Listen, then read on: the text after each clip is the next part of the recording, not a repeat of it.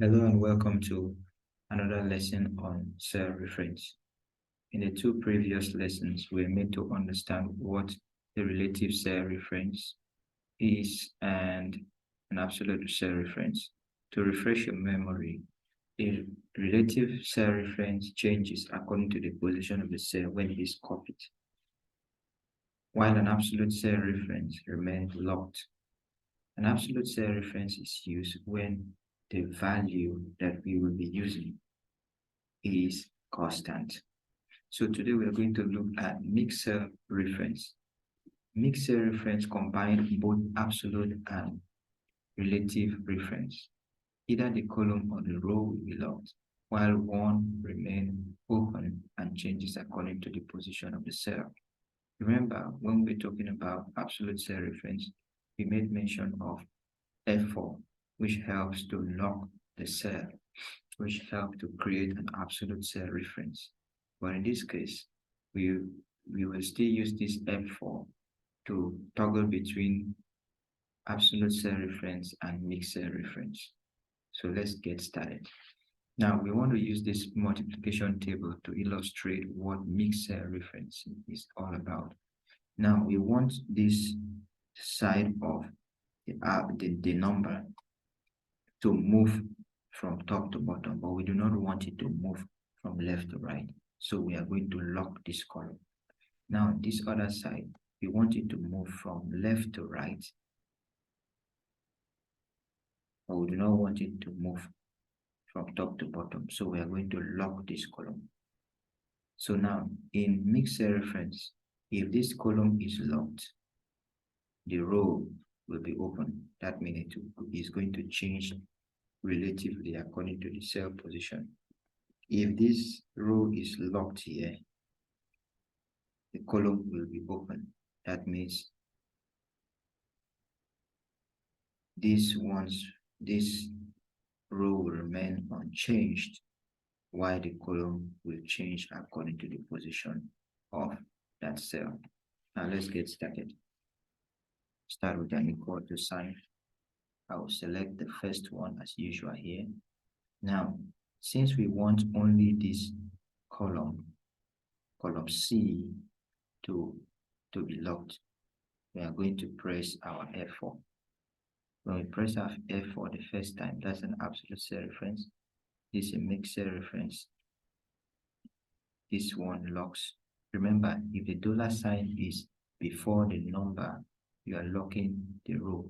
If the dollar sign is before the alphabet, you are locking the column. If the dollar sign is in two places, before the alphabet and after the alphabet, that's an absolute cell reference. So in this case, we want to lock only the column. So we press our F4 one more time. That is, we have locked that column. Then we now press Shift plus 8 to initiate the multiplication symbol. Then we now click on this cell here. Also press our F4, that is absolute cell reference. Yes, this is row lock. So we have been able to lock the row so that it will only move from left to right, while this other one move from top to bottom. Press enter.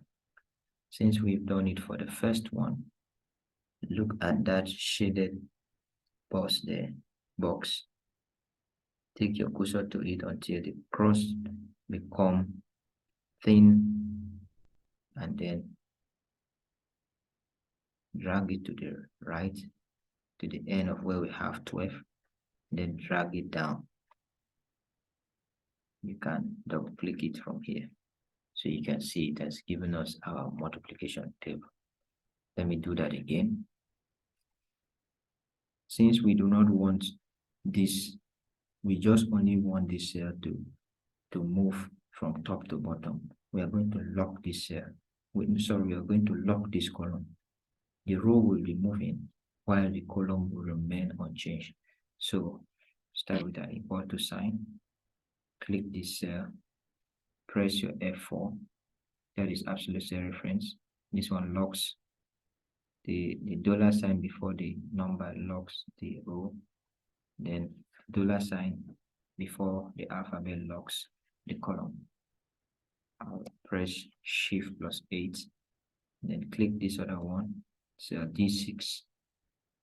I'll press F4. That's absolute cell reference.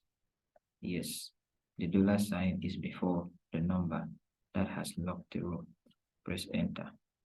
Now I'll take my cursor to that box that is shaded. Once I take it there, my cursor will become a thin cross. Right click and drag to the right hand side where you have your 12, stop there, and then take your cursor again. When it changes to a thin cross, double click it. It's going to automatically calculate this multiplication table for you. And even if you are 1 million, it's going to do that.